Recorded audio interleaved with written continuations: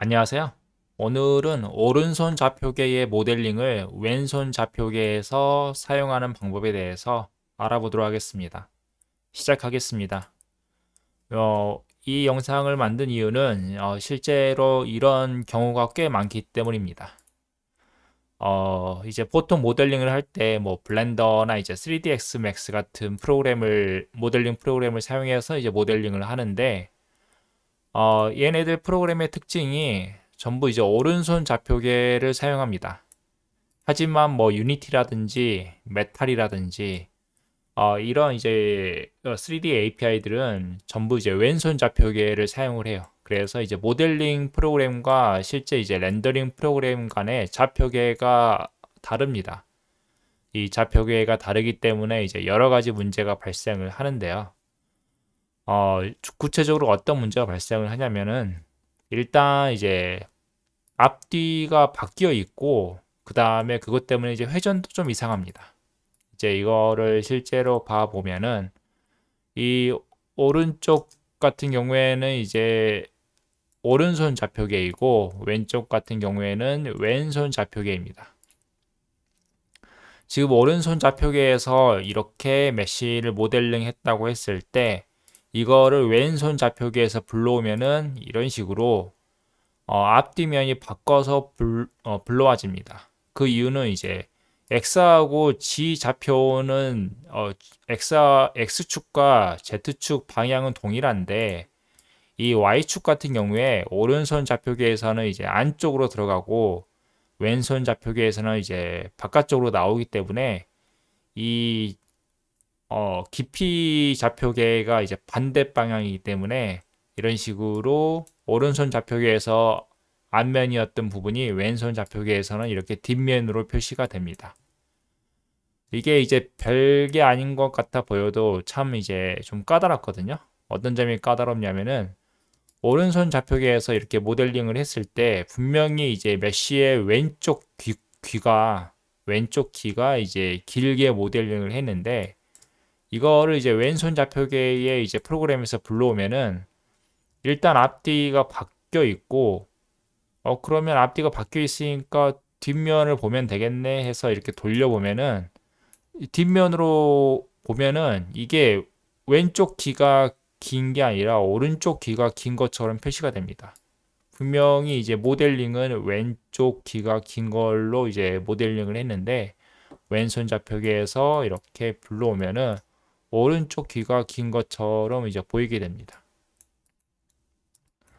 그리고 이제 회전 같은 경우에도 회전을 이제 XY 지축을 전부 다 이제 30도로 주는 애니메이션이 있다고 했을 때 오른손 좌표계에서는 이제 어, 이 얼굴이 이 메시의 얼굴이 이제 오른쪽 아래 방향을 이제 보는 형태로 이제 회전이 되는데 왼손 좌표계에서 이제 똑같이 30도를 주면은 이런 식으로 이제 오른쪽이 아니라 왼쪽 아래 방향을 보는 형태로 이렇게 회전이 되게 됩니다.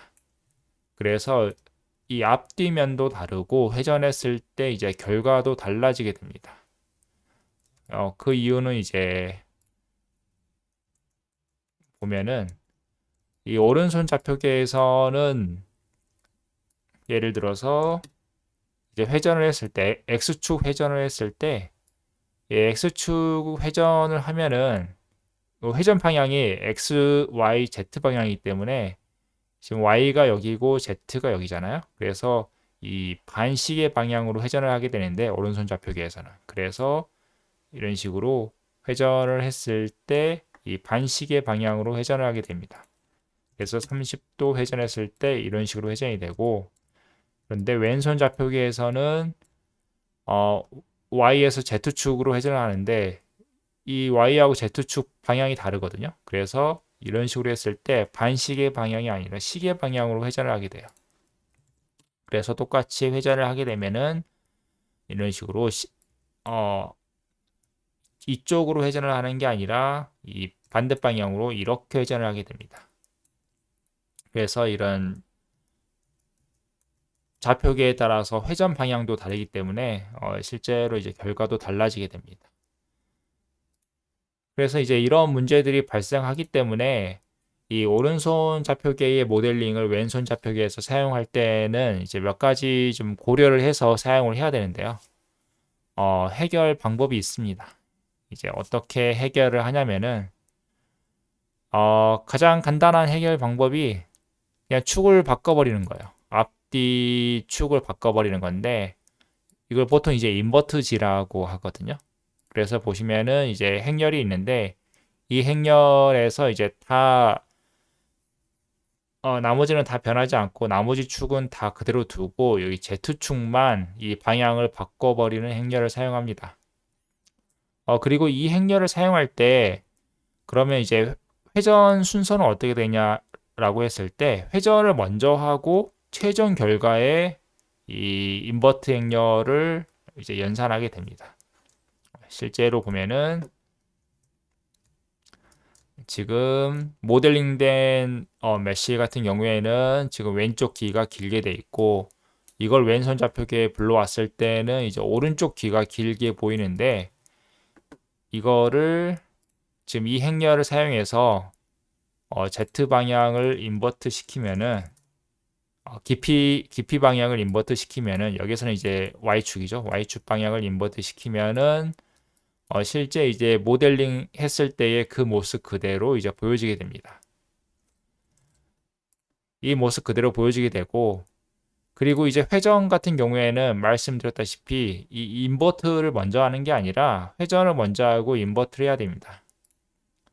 그래서 지금 이 상태에서 똑같이 모델링 오른손 좌표계에서 30도를 회전한다 치면은 여기에서도 이제 왼손 좌표계에서도 30도를 회전하고 이 회전한 결과값에 대해서 이 회전을 먼저 하고 그 다음에 이 Y축을 인버트 시키면은